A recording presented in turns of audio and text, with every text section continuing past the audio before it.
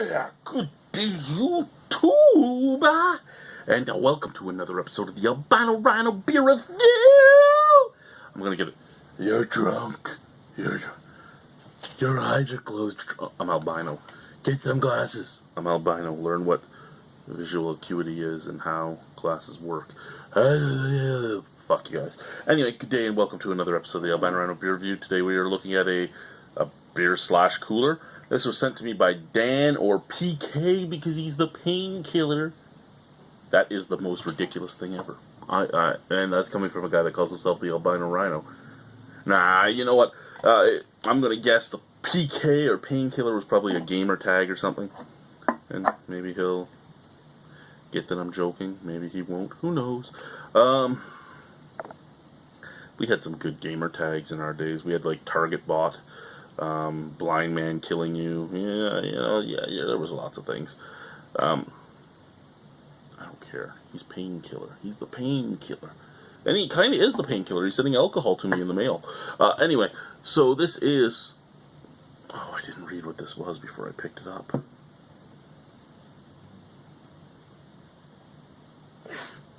Fuck you, Dan. This is from the Minhas Craft Brewery. Minhas. This is part of the Boxer line. Family owned since 1845. You did not own... Oh, well, Boxer itself might have been family owned and then sold to your family. I hate how you can make claims like that. The Minhas have not owned a brewery since 1845 in Ontario and, in Alberta and WI, Wisconsin. They did buy a brewery in Wisconsin. Flavored beer. Boxer hard root beer. 5.5% alcohol. Made with real cane sugar. You have not had the fucking Boxer brewery since 1845. So if you're going to say family owned since then, you're talking about other families. I hate fucking fake advertisement. I hate it. I've seen the sister on Dragon Den. You can read their portfolio. You can read everything. They bought this brewery, what, like 15 years ago? Fuck your fucking fake shit. No, and I'm going to put it in a good glass, too. I'm going to put it in my new Black Swan glass, which I think is one of the coolest looking glasses I've had in a while. It looks like a butt plug, to be honest. Let's get into this. Made with real cane sugar. Where's the ingredients on here? Ingredients: beer, natural and artificial flavors, contains... You say here, made with real cane sugar. Over here, there is no cane sugar on the ingredients list. There is beer, natural and artificial flavors, and contains barley. So, did you put cane sugar in your beer? This is why shit like this cannot happen. You have to have a fucking in-depth ingredients list, and if you make a claim, it better be on the fucking ingredients list. You're telling me there is cane sugar in this. So where the fuck is the cane sugar on the ingredients list? I just have to take your fucking word for it now? Natural and artificial flavors. Okay, so is the cane sugar the natural flavor? Is it the artificial flavor? Is it in the beer? Again, if you made a beer with natural cane sugar, that's great on you, but let me know. Where the fuck is it? Fuck! Ugh! That actually smells good.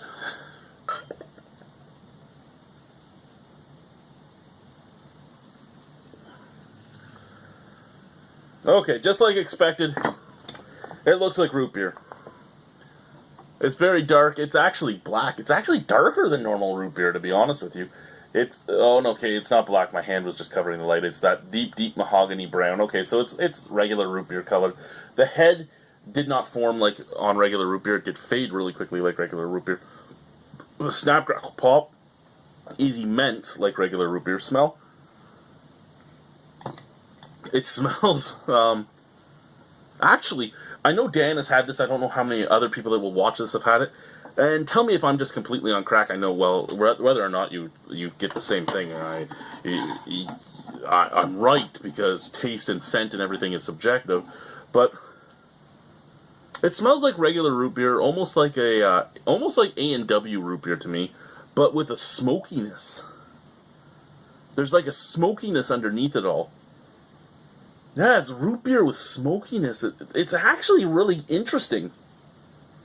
It's like it was a barrel-aged root beer almost, like it was in a very deeply toasted, deeply rimmed barrel. Smells good. Let's try it.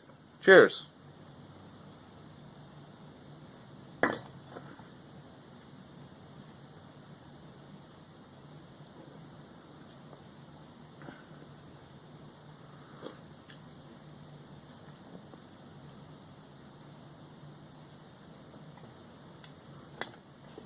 Very effervescent, but you kind of expect that.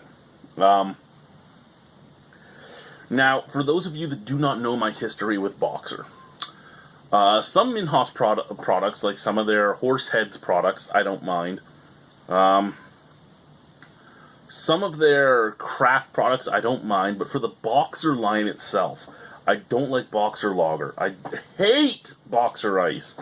I actually really like Boxer Watermelon, which gets people all up in arms, but it tastes just like watermelon Jolly Ranchers, and you can't say anything bad about that. Now this, I think this would be right in the middle for me. I think it's a little too sweet and almost flat tasting for me to really enjoy it. It's kind of weird. It almost tastes like diet root beer, like diet mugs or something. I mean, it smells like A&W. Does A&W do a diet root beer? That's the only reason I'm saying diet mugs or diet Barks. Diet Barks. Yes. You know what? I actually had a 2-4 of Diet Barks on a camping trip once when I was a kid. My mom sent me. I was a pioneer, so we did a bunch of hiking and everything. And my mother, being my mother, and not knowing anything, didn't send me with water or stuff. She sent me with a fucking case of Barks root beer, but diet root beer, so that I wasn't getting all the calories, which was good because that was before I was wrestling and everything. So it was when I really did have some problems. Mostly because I would stay inside most of the summer because the sun burns me so much. I'd be the color of my shirt. So I was scared of going outside quite often. My mother didn't spend money on things like sunscreen for her albino son. And as stupid as it was to send somebody who's being hiking all day fucking pop, which is going to dehydrate you even more and make you more thirsty, that's what she sent me, and I just remember how horrible the taste and how flat the taste could be on the back of the tongue. And that's what this is reminding me of. So very effervescent, very sweet forefront, very sweet forefront, which is weird because it kind of, and this is going to be the weird part, it's very effervescent, but at the same time it tastes at the forefront like flat root beer. And then the finish, after you swallow your flat root beer, it's still sweet, and then up your throat and across your tongue emanates this weird drying sensation, which is much akin to, like I said, like a diet root beer, like the taste of aspartame or something on your tongue. It's not the worst thing I've ever drank from Boxer, it really isn't, but it's not something I care to drink ever again from Boxer. Probably give it a safe full 5 out of 10. I mean, if I really had to drink it, I could, but I don't want to. But it's good to know that Boxer, as Boxer itself, has now made a beer I really like, a beer I could handle if I really had to, and 2 beers that I hate. Just under that name alone. Under all their names, I think there might be 4 beers I like and 17 beers I don't. But we're just looking at Boxer itself, and now it's at a 50-50. So I will continue to try anything from Boxer I can get my hands on.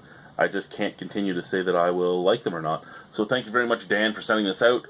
Boxer Hard Root Beer. Fuck you, Boxer. Contains real cane sugar. You know what contains real cane sugar? My